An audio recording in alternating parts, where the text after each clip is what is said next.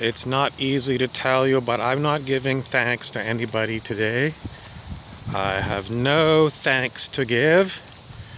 I'm not thanking God. I'm not thanking ascended masters. I'm not thanking Archangel Gabriel.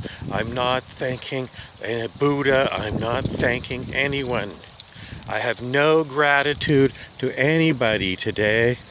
In fact, I'm pretty much never, ever going to feel like I have to give thanks to anyone about anything. I've come to the point where I am worn out. And because I'm worn out, I just don't have anything to give. My larder is empty. I'm karmically bankrupt. We were talking about that recently. I'm karmically bankrupt because I've come to the conclusion that ghouls are unable to change. They choose to be evil and they choose to attack me. I'm saying as I can't stop them, and whatever all these stories are about these super powerful beings, archangels, none of them step in. So they're stories for girls and boys, but the true state of nature on planet Earth is still, it's a hell world. Welcome to hell. Which is another in the series of talks that I've given over the years, inspired by metaphysical writer Stuart Wilde, who started off the topic being happy in hell. How do you be happy in hell? Stewie says, I don't know, but you have to be. You have to be happy in hell. How do you do it? Well, it was kind of like carrot and the stick. It was basically, if you're putting out a miserable vibe, then you're going to attract the ghouls. Of course, you put out a happy vibe, you're still going to attract the ghouls. So, it's just that planet Earth is the planet of the ghouls. It is a hell world. Consciousness research proved it. Dr. Hawkins did his research and he found that up until 1987, planet Earth, I've told you this so many times, up until 87, the collective consciousness of humanity was under 200 on the scale of human consciousness. After that, it popped just over 200, and does it still sit there? We might as well assume, because there's been no major changes since 1987 in the collective consciousness of humanity. We still have assholes in the White House, and assholes running to depose the asshole that's in the White House. Everywhere you look, it's just, someone says it's human nature to be a liar if you need to lie, or a cheat if you need to cheat. And if you don't need to lie or you don't need to cheat, then they're going to lie and cheat anyway because they prefer it. And so being happy in hell, time and again, I've said the reason you can be happy in hell is that you know that the other humans on this planet are shitty people. They have shitty collective consciousnesses. They have shitty individual consciousnesses. They're not doing anything to improve their consciousness. They are demonic people. And you have to keep telling yourself, why was this person so horrible to me? It's not that they're horrible just to you. They're horrible to their family. They're horrible to their friends. They're just horrible. And once you see, and you can confirm it, I've said many times, you learn to muscle test. It's not hard to do. And then you go and check yourself, get your own data, and you will find on planet Earth, humans are pretty much scary creatures. What's more scary? A hungry tiger or the average human? A hungry tiger, every day a hungry tiger needs to eat. But, you can't tell looking at humans what they're going to be like unless you muscle test them. Because on the outside, you can't tell, everyone knows you can't judge a book by its cover. And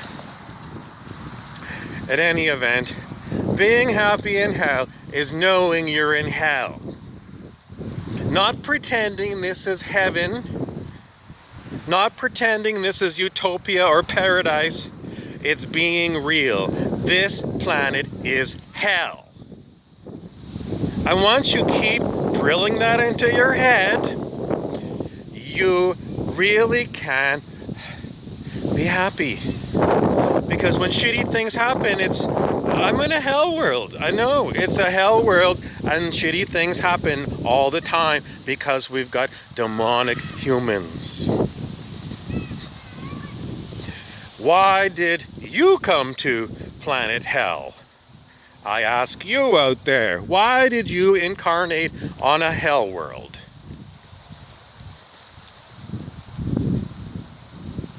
You're probably going to be going, damned if I know, it makes no sense. Why would anybody intentionally come to a hell world?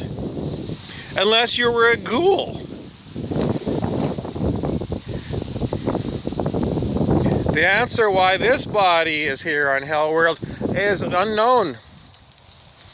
We have no data, and my muscle testing doesn't tell me anything. Why? Because I'm sorry to tell you though, even though I talk a lot about muscle testing and the scale of human consciousness, the human body is your tool. And if your human body is attacked by ghouls, and mine is quite often, it seems to blow your whole acupuncture system out the window. You get blown meridians. I don't know what you want to call it. It's like blowing a tire in your car. You can't drive with a flat tire. And if your acupuncture system has been fucked with by demonic entities, then your muscle testing doesn't work. So, being happy in hell is simply understanding ghouls are everywhere, and you got to understand that. And if people treat you shabby, it's no reflection on you, it's a reflection on them. And this world is, I don't know, Dr. Hawkins said, I don't know, it's at least 50% of the people in the United States, a progressive nation, at least 50% of the people are demonic. So, I mean, you want to go and hang out with the people who aren't demonic, but they all look the same. And, you know, the ones that aren't demonic, their level of consciousness, you know, it's really not going to be terribly high. You're not going to be walking around with saints. You're going to be walking around with people who still have a lot of troubles with themselves, and they definitely have trouble with demonic people. Are the humans on planet Earth ever going to evolve? Well, according to Dr. Hawkins, actually, humanity has evolved in the past 2,000 years. I believe Dr. Hawkins said, from his muscle testing, that at the time of Jesus, you know, at, I don't know, 30 AD or something, at that time, you know, 2,000 years ago, the collective consciousness of humanity was at 90. And before Dr. Hawkins died, and in his books, you know, so, you know, maybe 10 years ago, 15 years ago, he said that, you know, humanity's collective consciousness had moved up to, I don't know, 203 to 207. And compared to 90, that's an enormous progress. Enormous progress. But what else does it mean? It means for 2,000 years, this hell world was even worse than it is today. It's a wonder that people had food to eat. It's a wonder we made it this far. Now, there's a lot of people who are talking about doing healing for planet Earth and for humanity. And what they're talking about, what the biggest item on their things to heal is ancestral karma. And ancestral trauma. So what exactly does this mean? Well,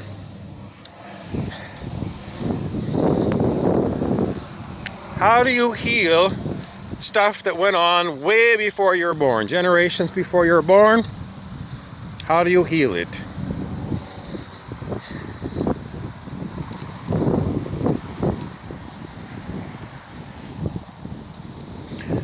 It's very heavy. It feels heavy in your body.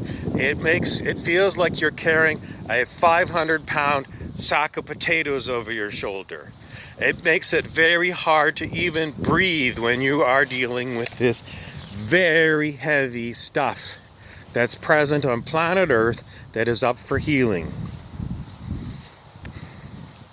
And how do you heal it? It's mostly you're here and you're feeling this heaviness, and by you continuing to breathe, you are transmuting this heavy, heavy, heavy energy.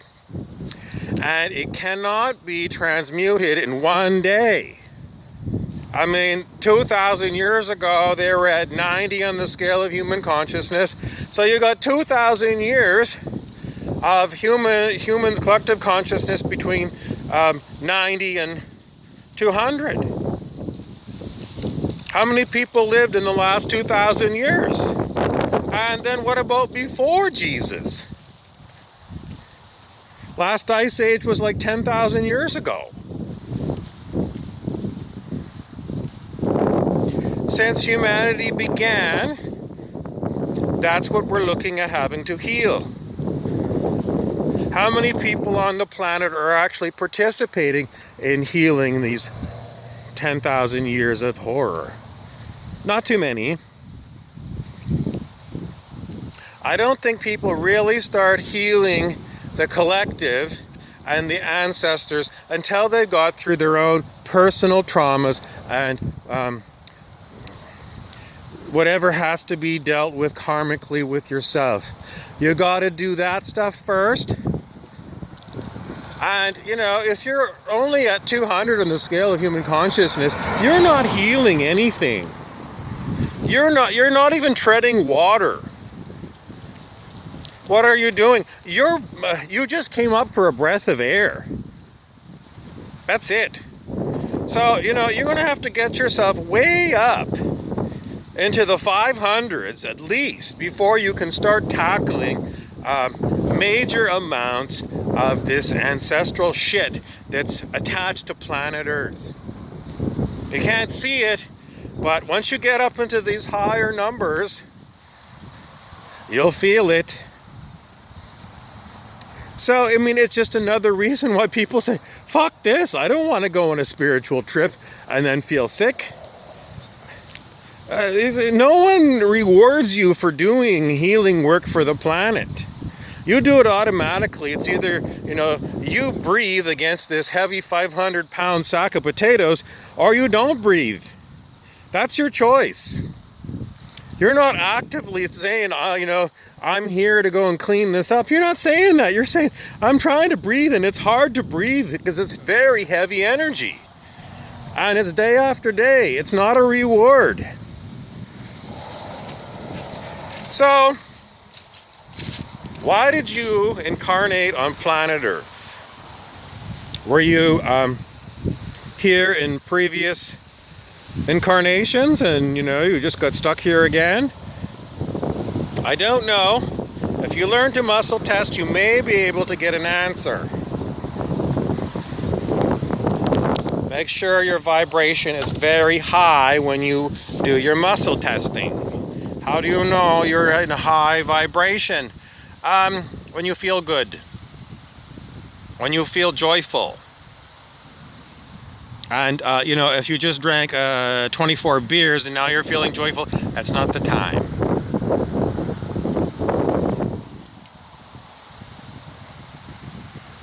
It's a very tough task.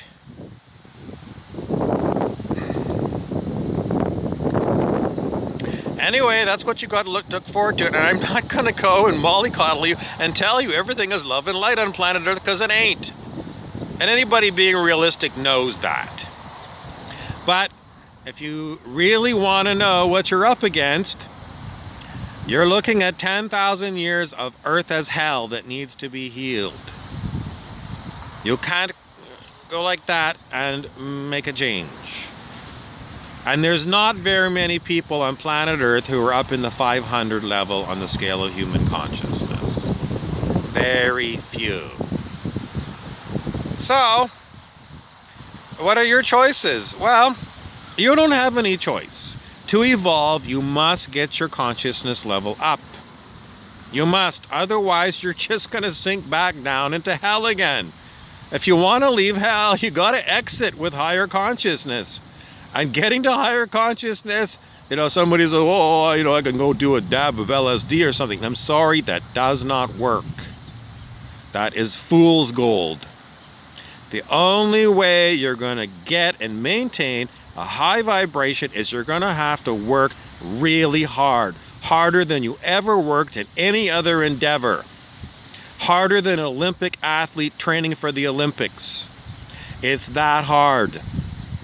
It's day after day, and there's no one to pick you up. Jesus doesn't show up to pick you up. Angels don't come to pick you up. No one comes to help you. So you're on your own. Someone says, what about group work? No, because it's all bullshit. It's all bullshit. It's all a big gab fest. It's a gabberoo. No, it's something you do on your own. Will you ever escape from planet Earth? I don't know. But you either going to lie in your shit or you're going to get yourself up and go and have a shower. Your choice.